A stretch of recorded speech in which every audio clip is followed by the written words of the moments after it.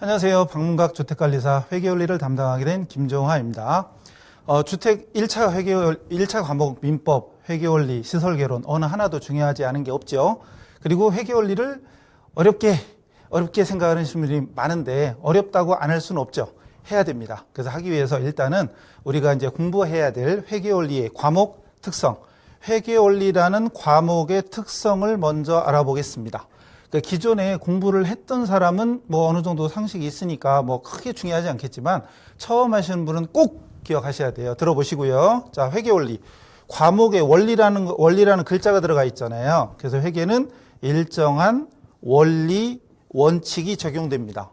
이 원리, 원칙이 적용되는데 말이 좀 어렵죠. 근데 원리, 원칙이 뭐냐? 원리, 원칙이 뭐다라고 지금 설명하기는 어렵습니다. 근데 회계 공부를 시작하면 사실은 이게 아주 기초적인 회계원리 시작할 때 배우는 거예요. 그 중에 뭐 안 배우신 분은 어차피 또 딴 나라 말로 드리겠지만 그냥 듣고 계세요. 그냥 거래의 8요소라는 게 있습니다. 거래의 8요소, 8가지 요소라는 게 있는데 회계 배운 사람은 저게 무슨 회계원리야? 할 정도로 사실은 쉬워요.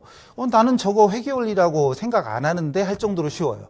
근데 결론은 이것이 회계원리 처음부터 끝까지 공통적으로 적용되는 원리입니다.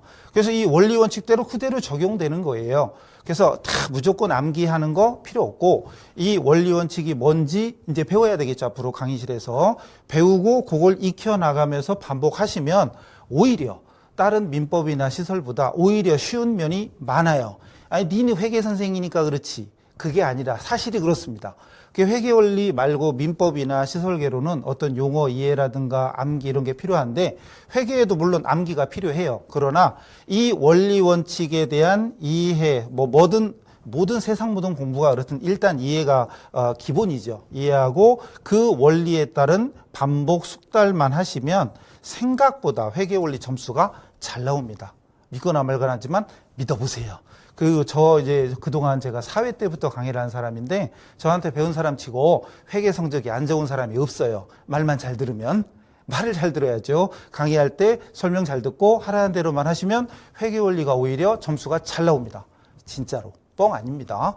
자, 원리 원칙이 있습니다. 근데 이것은 앞으로 강의하면서 말씀드릴 거고요. 그리고 중요한 게 이거예요. 저는 회계 숫자를 다루잖아요. 숫자를 다루는데 저는 숫자만 나와도 미치겠어요. 막 이런 사람들 있죠. 죄송하지만 그리고 창피하지만 저 수포자입니다. 저 수포자예요. 수포자. 저는 이거는 창피해서 어디 가서 말을 못하지만 오늘 얘기할게요. 그냥 저 수포자입니다. 수학 모릅니다. 중학교는 커녕 초등학교 수학 갖다 줘도 못합니다. 저. 근데 전 회계 선생 하고 있잖아요.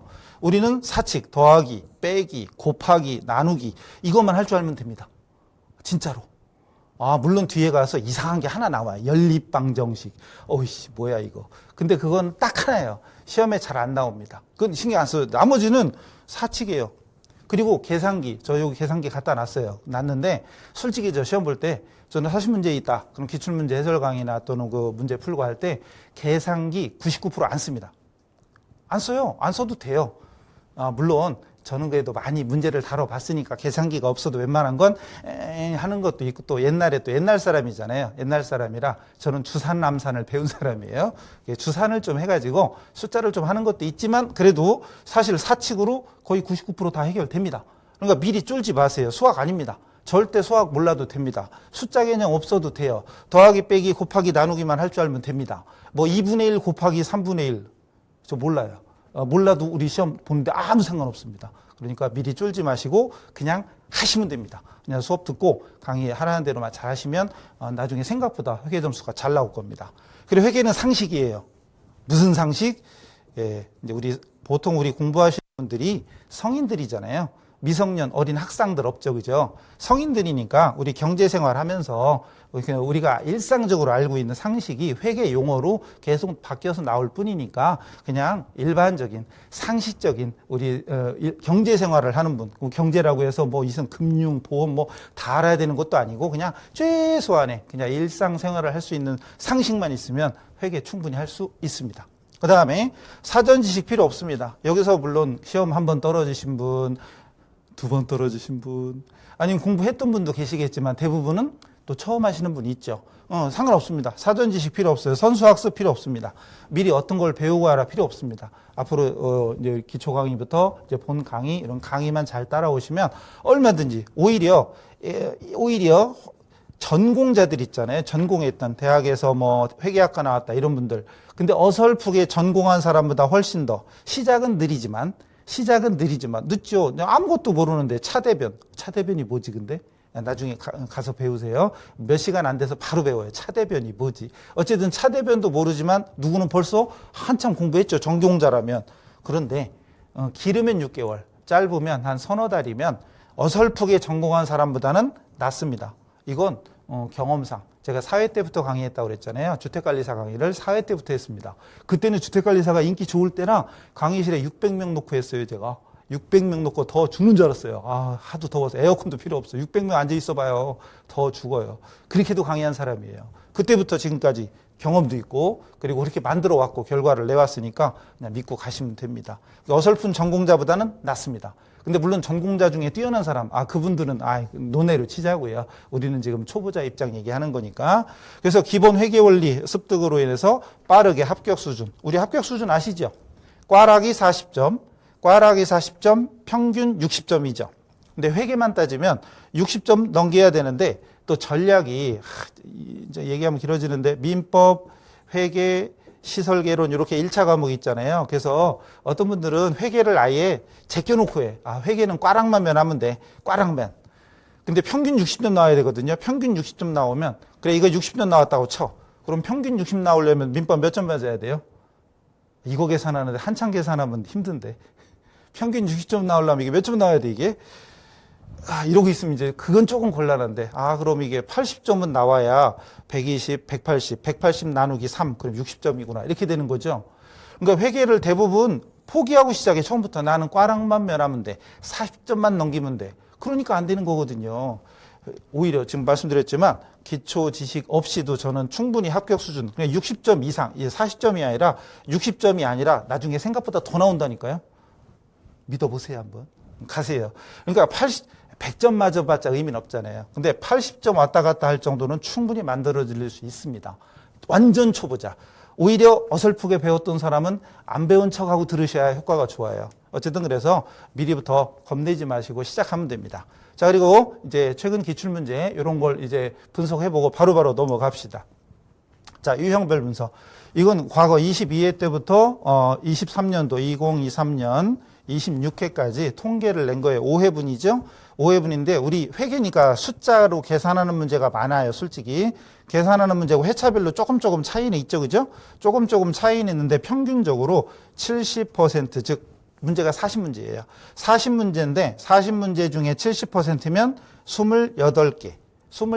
그리고 30%면 12개죠. 12개, 28개인데 정해진 건 아니고 보다시피 30개, 10개, 28개, 12개, 25개, 15개. 회차별로 약간의 차이는 있습니다. 근데 평균적으로 7대 4입니다. 그래서 계산 문제가 많다는 게 특징 중에 하나죠. 회계니까 숫자를 다루는데. 근데 아까 말씀드린 대로 계산 문제가 수학적인 계산.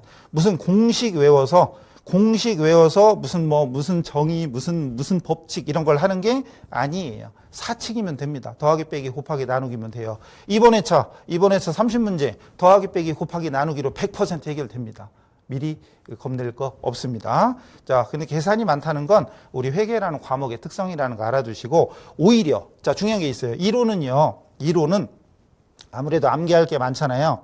암기 사항이 많고 우리가 요즘은 말 문제라고 하지 글로 써 있는데 말 문제래요. 요즘은 말로 써 있는 문제 오히려 답이 긴가민가 이래요.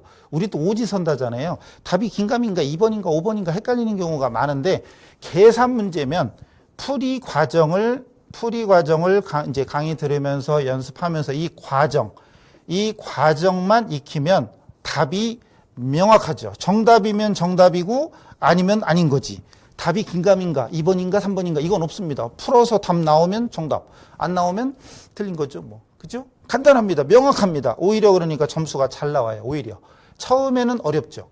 왜냐하면 이 풀이 과정을 모르니까 이 과정이 엄청 복잡해 보이고 모르니까 그렇지만 조금만 익혀주면 오히려 답이 명확합니다. 그래서 100점 맞기는 어려워도 80점 정도 맞는 건 어렵지 않아요. 정말입니다. 자, 다음.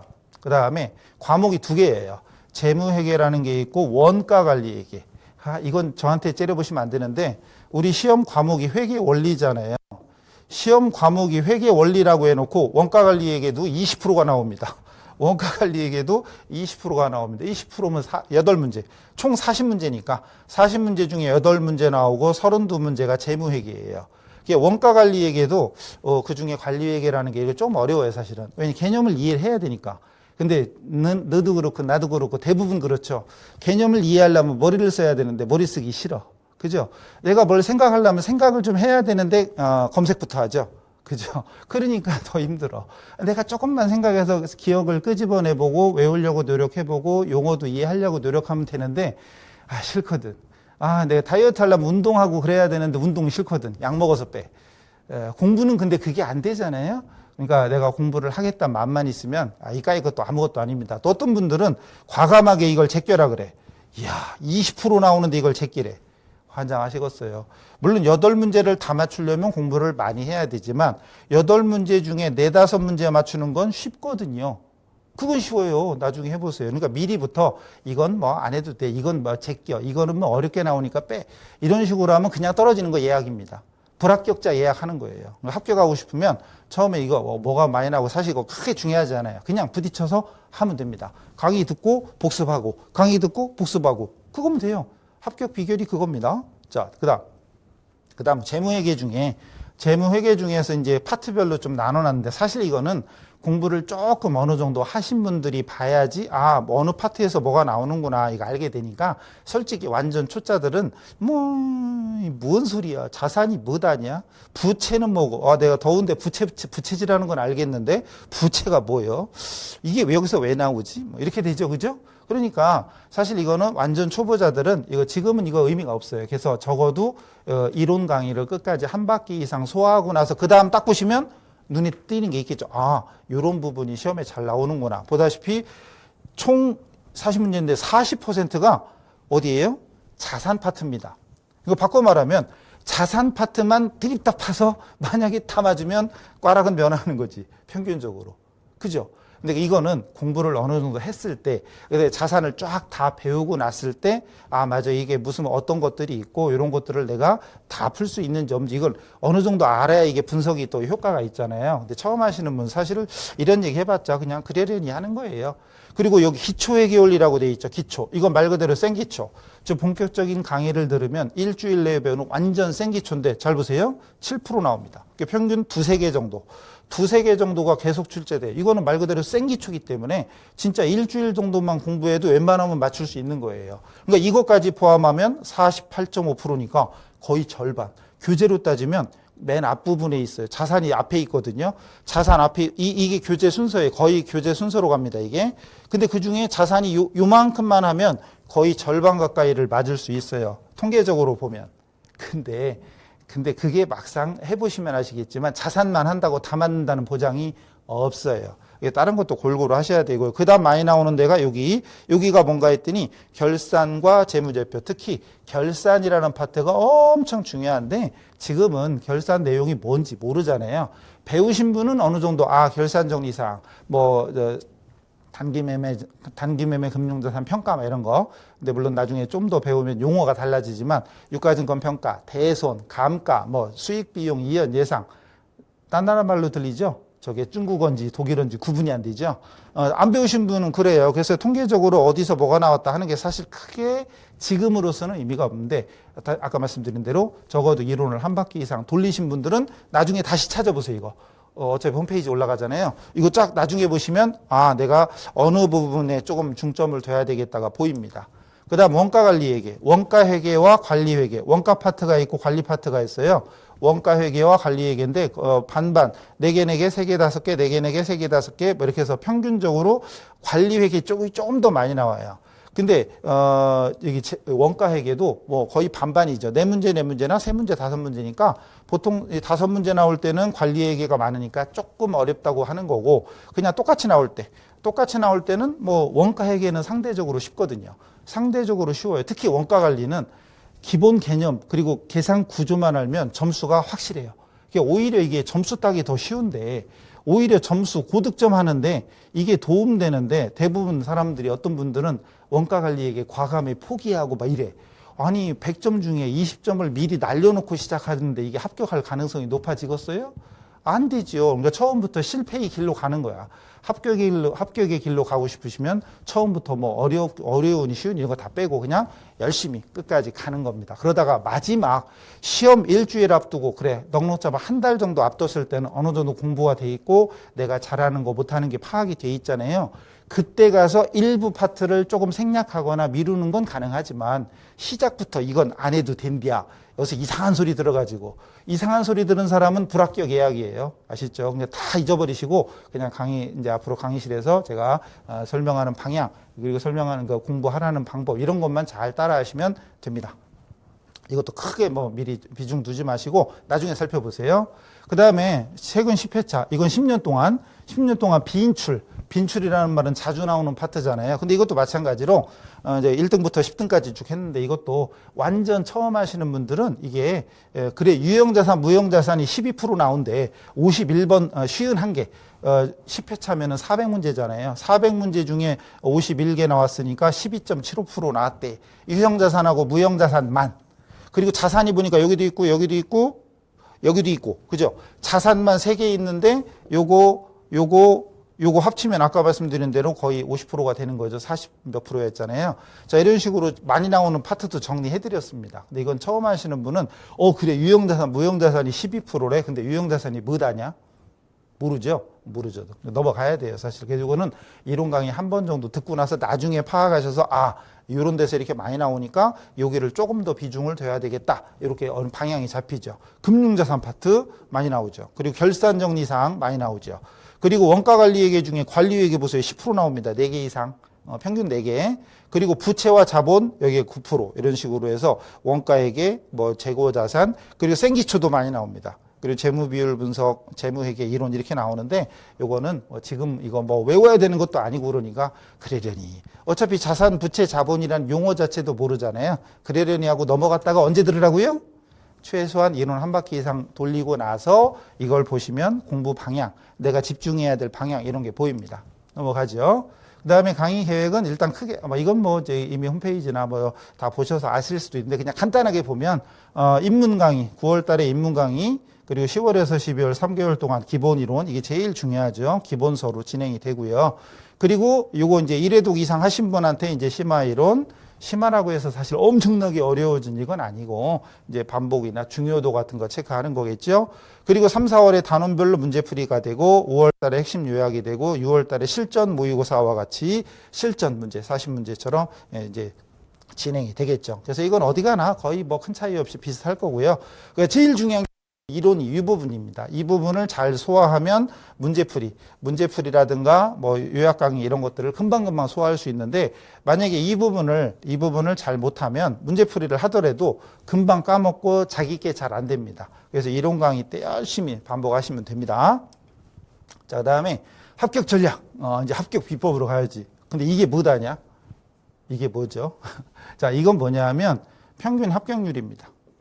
한 10년 정도 평균적으로, 이런 얘기 하지 말 걸 그랬나? 자, 근데 알고는 해야 되잖아요. 우리 시험 공부, 우리 자격증이 만만한 자격증이 아닙니다. 응시만 하면 따는 자격증이 아닙니다. 따라서 제대로 준비하셔야 돼요. 그러려면, 이런저런 잡생각 빼고 그냥 하면 됩니다. 그리고 강의를 잘 듣고 강의에서 하라는 대로만 하시면 충분히 15% 안에 듭니다. 그 다음 얘는 또 뭐냐? 회계 원리의 꽈락률입니다. 꽈락률. 평균 50%, 60% 나올 때도 있고 막 그렇습니다. 평균이 50%예요. 자, 근데 이런 분들이 다 저거예요. 회계는 꽈락만 면하자. 이렇게 공부하는 분들.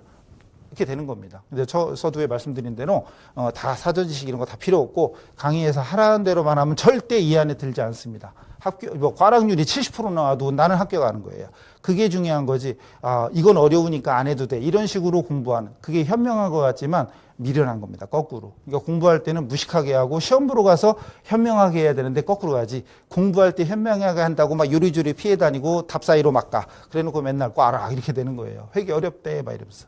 어려운 게 아닙니다. 하면 됩니다. 그래서 이런 거 무시하고 우리는 합격을 해야 되고, 그러기 위해서는 일단 모든 공부가 그렇듯이 일단 회독수, 강의 수강해서 빨리 강의 수강을 하고 하라는 대로 하고, 용어부터 이제 모르는 분야니까 아는 사람 빼고 처음 하는 사람 기준으로 모르는 분야니까 빨리 귀를 트여야 됩니다. 강의를 들어야 되죠. 그리고 음독, 뭐 이상한 거 마시는 거 아니고요. 소리 내서 자꾸 새로운 용어를 익히는 가장 좋은 방법은 소리 내서 읽고. 그러니까 앞으로 이제 강의하면서도 이제 말씀드리겠지만 반복해서 하는, 물어보는 말 반복해서 설명하는 거 있어요. 그럴 때 중얼중얼 자꾸 따라하시면 되고, 그 이론문 문제풀이 반복. 사실은 뭐 할 얘기 다 있죠. 이거면 다 한 거예요. 그러면 합격하고도 남아요. 그리고 폭넓게 해야 됩니다. 말씀드린 대로 우리 시험 범위 아까 많이 나오는 범위 말씀드렸죠. 어느 분야만 한다고 되는 게 아니에요. 어차피 다 골고루 출제, 어차피 40문제 나오잖아요. 40문제짜리는 선별해서 어느 부분만 공부한다고 되는 게 아닙니다. 그리고 처음부터 꽈락만 면해야지 이렇게 접근하는 사람은 100% 이 안에 들어갑니다. 꽈락 당합니다. 꽈락 당하기 싫으면 폭넓게 하시면 돼요. 전 영역 폭넓게 출제가 되고요. 기본서를 반복하시면 되고, 핵심 내용, 그리고 여러분이 스스로 이건 중요하다 싶은 거 자꾸 써봐야 돼요. 그리고 옛날 사람은 더 잘하시겠지만 공부하는 비법 뭐 있어요? 눈으로 보고 말로 하고 쓰고, 그죠? 단순한 겁니다. 보고 읽고 쓰고, 보고 읽고 쓰고를 반복하면 내 실력이 늘어나요. 근데 이런 사람 있죠? 나는 음악 들으면서 해야지 공부가 잘.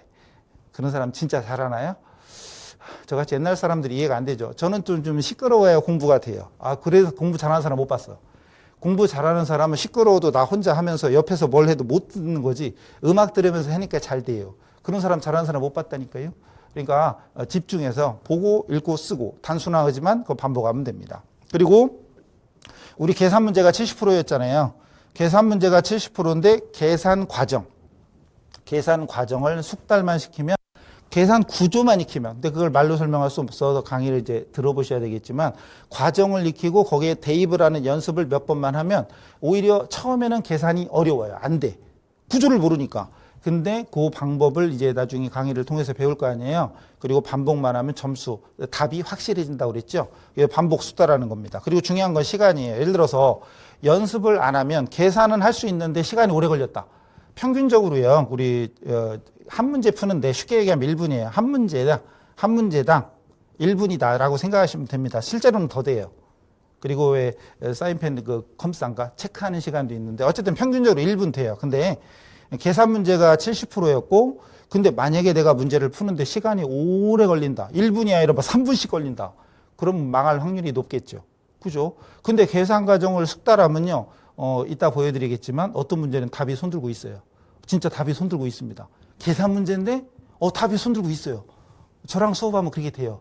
답이 손들고 있다니까. 진짜 몇 개는 다 그러면 안 되겠죠. 그죠? 몇 개는 그 정도로. 사실 계산도요, 조금만 반복 연습하면 1분 걸릴 이유가 없어요. 그냥 1, 20초. 문제 읽는 시간이 1, 20초 걸리고, 계산하는 것도 1, 20초면 충분한 문제가 대부분이고, 1분 이상 걸리는 문제는 사실 별로 없습니다. 근데 연습을 안 하면 문제는 풀 수 있는데 시간이 오래 걸리면, 시간 배분, 우리 시험 시간은 정해져 있잖아요. 시험 시간은 정해져 있는데 시간이 오래 걸린다 그러면 거의 망하는 거죠. 그래서 시간 배분이 이제 중요한데, 이거는 반복 연습, 계산 과정을 반복해서 직접 손으로 풀어야 돼요. 눈으로 풀면 안 됩니다. 손으로 자꾸 풀어봐야 돼요. 무슨 공식 외우는 거 아니에요. 단순하지만 계산을 반복해야 시간이 빨라집니다. 그리고 공식이 아닙니다.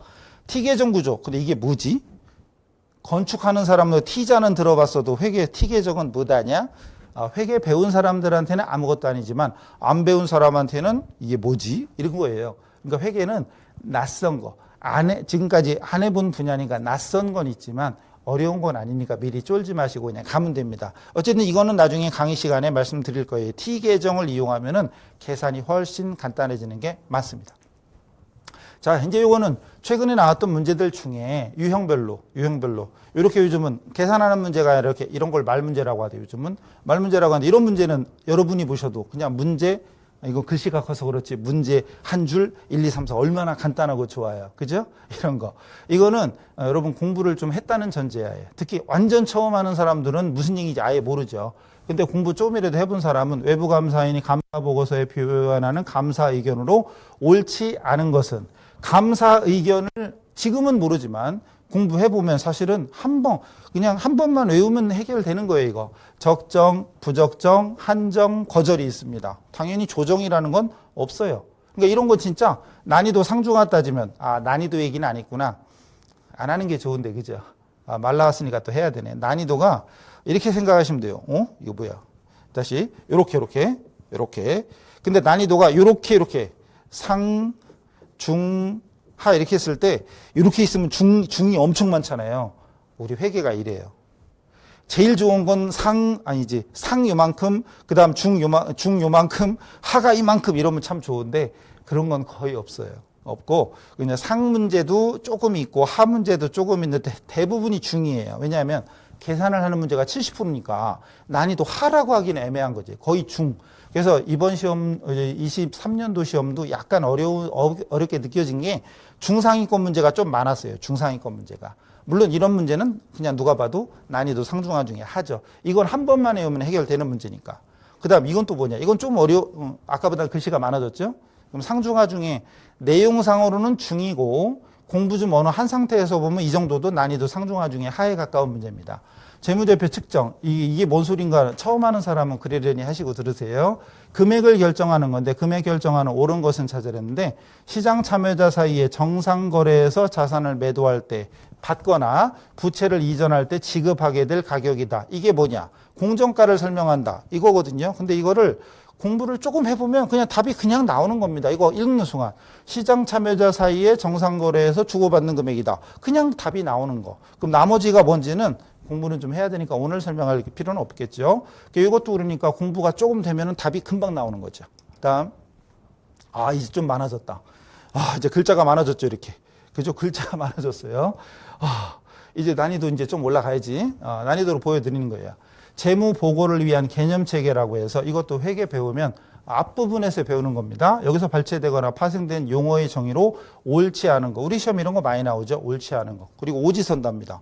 글자가 많이 써 있어. 근데 이게 이제 이론을 배우면 이론 파트의 앞부분에 나오는 거거든요. 앞부분에. 근데 보면은 근본적 질적 특성 그래가지고 일반 목적 재무보고서의 주요 이용자에게 유용하기 위해서 재무정보가 지녀야 될 질적 특성을 근본적 질적 특성이라고 하더라. 맞습니다. 미이행. 이런 게 어려운 거야. 회계 안 배운 사람한테는 이게 무슨 얘기야 이런 거죠. 어쨌든 미이행. 이행을 안 했다는 얘기겠죠. 미자는 이쁘다는 미자가 아니라 아직 하지 않았다 뭐 이런 뜻이니까 계약 당사자 모두가 자신의 의무를 전혀 수행하지 않았거나 당사자 모두가 동일한 정도로 자신의 의무를 부분적으로 수행했으니까 전부 다 수행하진 않은 거죠. 미이행이죠. 그러니까 계약 일부다. 근데 무슨 소리인가 잘 모르겠다. 그럼 이런 건 모르겠다. 일단 넘어가도 돼요. 그 다음 자산부채. 우리 회계 시작하자마자 제일 먼저 배우는 용어가 자산부채 자본이에요. 그중에 부채가 나왔는데 현재 사건의 결과로 경제적 자원을 이전해야 되는 미래의 의무다라고 돼 있죠. 배운 사람은 알아요. 딱 보자마자 이거 아닌데 과거의 사건의 결과로 발생했고 미래에 이전해야 되고 그리고 현재 의무가 존재해야 됩니다. 현재 의무가 존재해야 돼요. 사건은 과거에 발생했어야 돼요. 그러니까 알고 보면 이건 굉장히 쉬운 거죠. 이 미이행 이런 말은 우리가 평상시 우리가 많이 쓰지는 않아요. 그런데 자산부채는 우리 회계 시작하자마자 거의 첫 시간부터 배우는 내용이 자산부채 자본입니다. 그중에 부채에 대한 거니까 이거는 나머지가 뭔지 몰라도 답이 그냥 바로 나왔죠. 이건 뭐 나중에 보시면 되겠고 다음 문제. 이제 드디어 계산. 이론과 계산인데 이론이 30%고 계산이 70%라고 했잖아요. 평균적으로. 자, 계산 문제라고 합니다. 자, 이 문제가 어느 정도 공부를 하고 나서 보면 그닥 어려운 문제는 아니지만 이제 강의를 하면서 보면 이 문제도 어려워하는 사람들이 꽤 많습니다. 자, 다음 X1년 자료가 다음과 같을 때 X1년 기말 자본이 얼마냐. 물어본 게 기말 자본이고 다른 건 없대요. 기초자산과 기초부채가 있죠. 이제 배운 사람 나중에 어느 정도 조금 배우고 보시면 기초는 기초끼리 묶으면 돼요. 기초는 기초끼리 묶어서 그리고 안 배웠으면 전혀 딴 나라 말이지만 우리 생기초 자산부채 자본이라는 회계 공부 시작해서 한두 시간이면 배우는 아주 기본적인 자산부채. 자산에서 부채 뺀 걸 자본이라고 합니다. 자산에서 부채를 빼면 자본. 기초거니까 기초자본이 되겠죠. 기초자본. 그래서 30만 원에서 20만 원 빼면 10만 원이잖아요. 그 다음에 수익과 비용도 회계 배우고 한두 시간이면 이걸 배워요. 회계 공부 시작해서 한두 시간, 두세 시간 지나면 다 배웁니다. 수익이 돈 버는 거고 비용은 돈 쓰는 겁니다.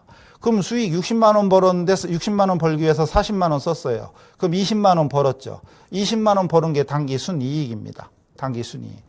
그럼 회계를 진짜 요만큼만 배워도 그래 기초 자본이 10만 원이고 이익 돈 벌었다는 얘기예요. 그거 20만 원 벌었어.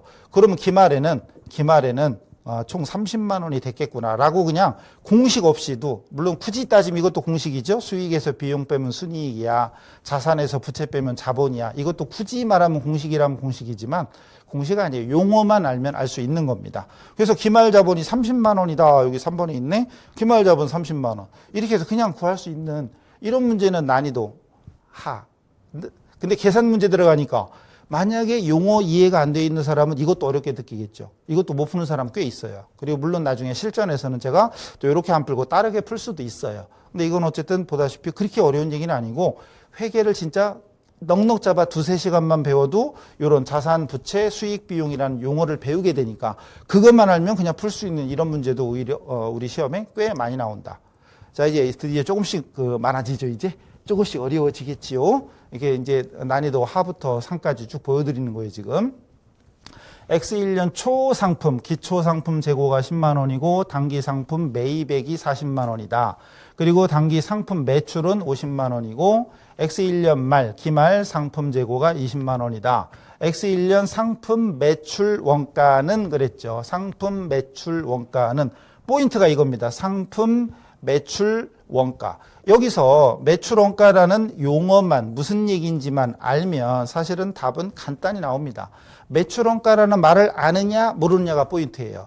무슨 수학 공식을 아느냐 모르느냐가 아니라 매출 원가. 이거는 다시 여기도 상품이 앞에 써 있었지만 상품 매출 원가 아니면 이렇게 뒤집어 보면 매출한 상품의 원가. 만약에 제가 옷장사인데 옷을 10,000원에 사다가 10만 원에 팔았다.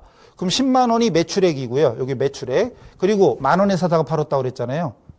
많이 돈 내게 먹었네. 어쨌든 그 10,000원이 원가입니다. 매출 원가. 그래서 매출 원가는 매출된 상품의 원가예요. 그리고 이거를 구하는 방법은 이제 이거는 회계원리 조금만 배우면 알 수 있는 거예요. 기초재고액에 원래는 순매입액인데 여기서는 뭐 그냥 매입액이에요. 순매입액 더한 다음에 기말재고를 빼면 됩니다. 아니 그럼 이것도 공식이지 않느냐. 그렇죠. 이것도 공식은 공식이지. 더하기 빼기 있으니까. 근데 이거를 그냥 무작정 외울 필요는 없어요. 나중에 이제 강의 들어보시면 아시겠지만 이 매출원가라는 개념만 알면 이건 자연스럽게 따라 나오게 됩니다. 근데 어떤 사람은 아무 생각 없이 그냥 기초 순매입 마이너스 기말 공식만 외워. 근데 공식을 외우는데 매출원가가 뭐예요? 그럼 무슨 얘기인지 몰라. 거꾸로죠. 그러니까 이것만 알면 이게 자연스럽게 풀리는데 이것만 외우고 정작 뜻은 몰라. 그러면은 망하는 거지요. 그래서 사실 요런 부분. 그래서 문제에서 여기 기초 재고가 10만 원이고 매입액이 여기 40만 원이죠. 여기 매입액이었구나. 40만 원이고 그리고 기말이 여기 있네. 말 써 있는 게 기말이죠. 20만 원. 끝이에요. 그럼 10만 원에 40만 원 더하고 20만 원 빼면 이거 회계 안 배워도 계산할 수 있겠죠. 10 더하기 40 빼기 20 할 수 있겠죠. 50에서 20 빼면 30 요거겠네요. 답이 요거겠죠. 그러니까 의외로 용어만 제대로 알면 공식도 간단히 해결됩니다. 그리고 공식 외워도 답이 나오고. 자, 다음. 이제 진짜 어려워집니다. 이제 공부해 보신 분은 알 거예요. 이제 어려워집니다. 금융자산을 취득했고요. X1년 중에. 그리고 주식 A는 단기손익 공정가치 측정 금융자산 FVPL 이상한 거 있죠. 그 다음 주식 B, A가 있고 B가 있어요. 주식을 2개 샀는데 그 중에 B는 기타 포괄손익 OCI, 그 공정가치 측정 금융자산이다. 이거는 회계 안 배운 사람은 저건 또 뭔 얘기냐 싶은데 그건 뭐 나중에 들어보세요. 근데 어쨌든 조금 배운 사람은 이 문제 나오면 어떤 사람은 벌써 덜컹합니다. 저거 어려운데. 나 저거 나오면 맨날 틀려. 이런 사람 꽤 많거든요. 근데 일단 보세요. 그 다음에 분류하였다. 그리고 X1년 중 A는 전부 매각 팔아버렸고요. B는 X1년 중에 보유 아직 안 팔고 가지고 있대요. 이때 주식 A의 매각 금액과 X1년 말 주식 B의 공정가치 여기 있네. 이건 매각 금액이고 기말 공정가. 공정가는 다른 말로 하면 시가예요. 그리고 쭉 있을 때 중요한 거 물어본 거. X1년도 단기 순이익에 미치는 영향이 뭐다냐 이거죠. 나중에 이제 공부했던 분한테 물어보세요. 이런 문제, 이 문제가 있는데, 이건 25회 기출인데, 25회, 26회 중에 이제 몇 개만 골랐어요. 자, 이 문제 나왔을 때, 이 내용 나왔을 때 어렵냐 쉽냐고 그러면 대부분 어렵다고 할 겁니다. 자, 근데 여기서 제일 중요한 포인트. 순이익에 미치는 영향, X1년 순이익에 미치는 영향인데 여기서 이제 저랑 수업하면 이제 포인트만 딱 짚으면 되는 거예요. 근데 자, 여기서 단기 손익, 공정가치 측정 금융자산이고 기타 포괄손익 있잖아요. 기타 포괄손익은 자본이에요. 여기서 물어본 건 순이익이고 그럼 얘는 아예 상관이 없는 겁니다. 주식 B는 아예 볼 필요도 없어요. A만 보면 돼요. 결론은 A만, 주식 A. 그래서 결론은 주당 250원에 취득했고 230원에 팔았으면 얼라리? 이건 회계 안 배운 사람도 아니 취득 250원에 사서 처분 매각 230원에 팔았으면 20 손해봤잖아요. 손실 20. 그래요. 맞아요. 손실. 그럼 이익은 손실 20만 원 손실이니까 감소되는 거지. 이익이 감소. 손해봤으니까. 회계를 많이 안 배워도 답이 나옵니다. 솔직히 내용 자체는 절대 쉽다고 안 해요. 어렵게 느끼는 사람 많습니다. 그럼 B 같은 경우는 340원에 사서 380원으로 올랐지 않냐? 그건 뭐냐? 그건 기타 포괄손익이라는 자본입니다. 이거는 좀 배운 사람이 이해가 되겠죠. 안 배운 사람은 뭔 얘기예요? 이렇게 되겠죠. 자, 그래서 이런 것도 문제 자체는 어렵다고 할 수 있지만 정작 답 찾는 건 포인트만 알면 생각보다 어렵지 않다. 우와. 신난다. 그죠? 신난다. 문제 보세요, 이거. 그러니까 만약에 회계를 안 배운 사람 보면은 읽기도 지치겠죠. 거기다 계산도 해야 돼. 신났죠. 근데 이것도 예를 들어서 공부 좀 한 사람한테 물어보면 이것도 난이도 상중하 이제 공부 한 사람한테 물어보시면 이거 제일 쉬워. 이렇게 하는 사람 별로 없겠죠. 어쨌든 봐도 이거 난이도 중상위권, 상위권 문제입니다. 자, 근데 이게 잘 보세요. 뭘 봐야 되지, 근데? 보세요, 한번. 해운업이고요. 내용연수 4년, 잔존가치가 20만 원짜리고 해양구조물 140만 원에 취득했고요. 그 다음에 사용이 종료된 후 해체나 원상복구를 위해서 부담해야 되고 4년 후 복구 비용으로 지출할 금액이 20만 원 추정된다. 미래의 지출액의 현재 가치를 계산할 때 할인율이 5%이고 감가상각은 정액법이고 그리고 X2년도 감가상각비가 얼마냐. 이게 X1년 초였죠. X1년 초고 그리고 물어본 건 X2년도인데 감사하게도 정액법이에요. 정액법은 일정한 거거든요. 1차 년도나 2차 년도나 똑같아요. 전혀 안 배운 사람은 딴 나라 말이에요. 계속. 그러니까 이건 적어도 이론을 한 바퀴 이상 돌리고 나서 다시 들어보시면 그렇구나 이런 게 보일 겁니다. 어쨌든 감가상각비가 얼마냐. 그리고 할인율 5% 4기간에 대한 현재 가치 개수는 0.827이다 라고 돼 있죠. 사실 이거 문제 읽다가 지쳐요. 이게 무슨 말인지. 그리고 논리적으로 이게 어떻게 풀어야 되는지 이론 강의를 듣지 않고는 해결이 안 됩니다. 이거 공식 하나 외운다고 해결되냐? 안 됩니다. 그러니까 기본 강의 듣고 이 복구충당부채라는 거, 원상복구 얘기 나왔죠? 복구충당부채라는 개념을 배우고 나면 그 다음부터는 쉬워요. 자, 일단 원래는 계산기를 들고 풀어야 됩니다. 쌀집 계산기 들고 풀어야 되는데 저는 웬만하면 계산기 안 쓴다고 그랬잖아요. 이거 계산기 안 쓰고도 가능합니다. 일단 포인트는 140만 원 주고 샀는데 나중에 복구 20만 원 들여서 복구해야 된대요. 근데 이게 4년 후야. 현재 가치로 환산하려면 곱하기 0.827을 해야 돼요. 그럼 정확하게 20만 원 곱하기 0.827이 얼마냐 해야 되는데 저는 물론 계산기 있어요. 옆에 계산기 있는데 계산기 안 하면 28에 16, 2는 4, 164 어쩌고 저쩌고 이렇게 되겠죠. 정확히 16454네. 근데 164 정도, 16만 4천 원 정도 이 정도 그냥 뒷자리 정확하게 안 해도 이렇게 했다고 치면 자 원가가 140만 원이죠. 만 단위. 요건 나중에 저랑 수업하면 자연스럽게 배우게 될 거예요. 140만 원에 이거 미래에 지출할 거로 예상하는 금액 16만 4천 원, 16만 4천 원을 더하고 그리고 여기 잔존가치거든요. 잔존가치는 빼요. 근데 회계를 안 배운 사람은 왜 빼는지 모르잖아요. 모르니까 지금은 설명이 안 되니까 그러려니 하시고 대충 이렇게 하면 그럼 플러스 마이너스니까 마이너스가 맞네. 그럼 4만 원쯤 빼니까 136쯤 되겠죠? 그리고 내용연수가 문제 4년이랬잖아요. 나누기 4 그러면 4, 32, 4, 46, 약 34죠. 근데 34가 되게 많네. 이럴 때는 계산기 들어야지. 근데 34쯤 되는데 아까 여기서 16만 4천 원이고 이러니까 13만 5,600원 이렇게 되네. 5,600원쯤 되니까 34가 앞쪽이 나와야 돼. 앞쪽이. 그럼 원래는 계산기 들어야죠. 계산기 들고 해야 돼. 근데 여기처럼 이렇게 잔인하게 34, 34, 34 뒤에 9,000원, 1,000원, 9,000원 이렇게 나오는 경우는 사실은 거의 없어요. 보통은 30, 34, 36, 39 막 이렇게 나와요. 그러니까 제가 아까 34 정도 딱 구하면 답이 나옵니다. 근데 이 문제는 그것까지 안 되겠네 그러면은 이것도 원래는 제대로 풀어야죠. 그래서 1, 6, 4, 5, 4까지 계산해야 돼. 원래는 이렇게 16만 4,540원이요. 이렇게까지 구해야 돼요. 그래서 답은 아마 이게 나올 거예요. 아마 이게 나와요. 물론 계산기 들고 하면 돼요. 들고 하면 되는데 보통 시험에는 30, 32, 34, 35, 36, 39 이런 식이기 때문에 이렇게만 풀어도 답이 나옵니다. 물론 이건 계산기 들고 아니 34 들어가는 게 너무 많아. 그럼 이거 풀어봐야 되지만 지금 제가 대충 해도 아마 답이 근처로 가죠. 그러니까 구조만 알면 정답을 찾는 게 생각보다 어렵진 않다. 물론 이 부분은 끝자리까지 나오니까 어려워 보이잖아요. 근데 나중에 보시면 알아요. 기출문제 쭉 보시잖아요. 그럼 뒷자리까지 이렇게 100원 이하 이 숫자들이 나오는 경우는 극히 드물어요. 31만 5천 원, 30만 원, 40만 원 이런 식으로 숫자들이 단순화됩니다. 물론 이 문제는 뭐 100원 단위가 있으니까 계산이 엄청 복잡해 보이잖아요. 근데 이 문제가 이랬던 거예요. 이 문제가. 이번 시험이 약간 그래서 요런 중간 이상 난이도가 많기 때문에 어렵게 느껴졌고 합격률이 이번에 그 꽈락률이 또 회계를 제껴놓고 하는 게 지금도 저도 인터넷 찾아보면 하여튼 알려주는 이런 사람들이 누구라고는 얘기 못해도 뭐 회계 원리 뭐 이거 어려우니까 꽈락만 면하면 된다. 목표 점수가 50점이네 60점이네 이러거든요. 그런 사람 이런 거 못하지. 근데 앞으로 저랑 수업하면서 지금 했던 것처럼 어느 정도 하면 34까지만 구해도 답이 나올 때가 많고 아니면 지금 이거는 아니고 계산기 누르는 거 얼마나 걸려요? 금방 눌러요. 그러니까 이거는 제가 이제 보여드린 거지 실제로는 답 찾는 게 그렇게 어려운 게 아니다. 자, 마지막 문제도 보시죠. 마지막 문제입니다.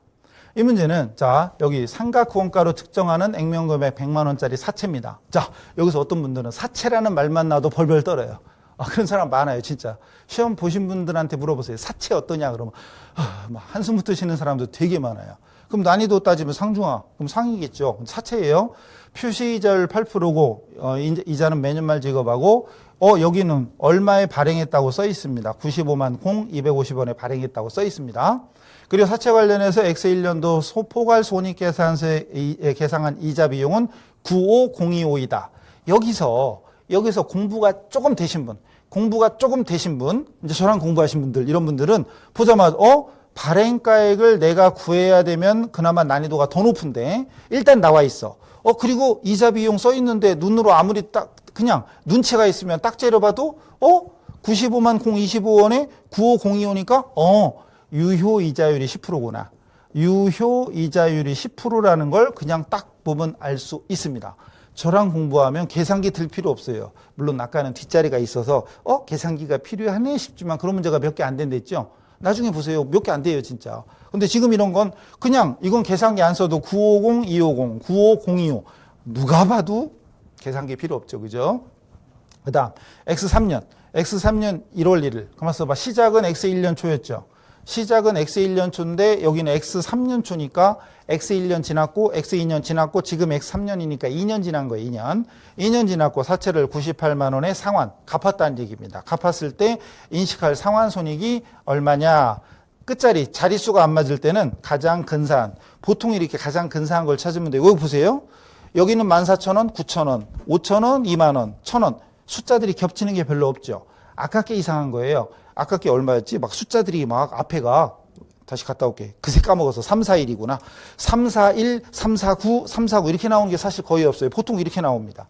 그럼 지금 이거를 사채만 나와도 분명히 어렵다고 그랬잖아요. 보통 그렇게 느끼는 사람이 많거든요.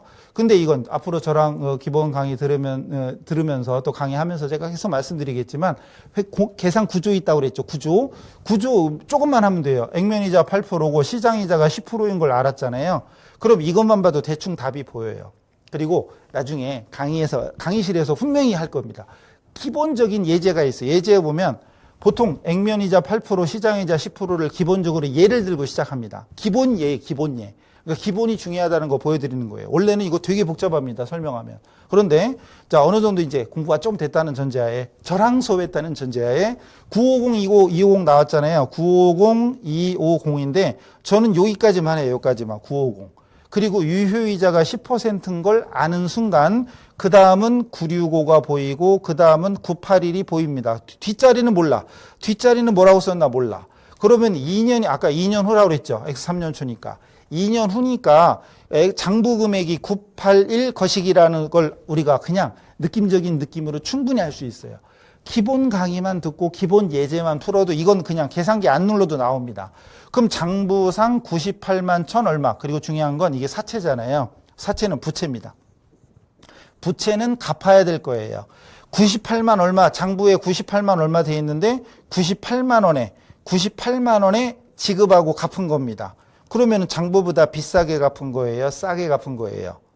장부보다 싸게 갚은 거지. 그럼 이익이죠, 이익. 그리고 981, 980이니까 1,000원 차이나, 1,000원. 1,000원 차이 나는 게, 1,000원 있는 게 요거밖에 없잖아요, 요거. 그죠? 그럼 더 보지 않아도 요게 답입니다. 이게 계산기 하나도 없이도 이거 답이 나와요. 물론 이건 이번에 나온 거잖아요.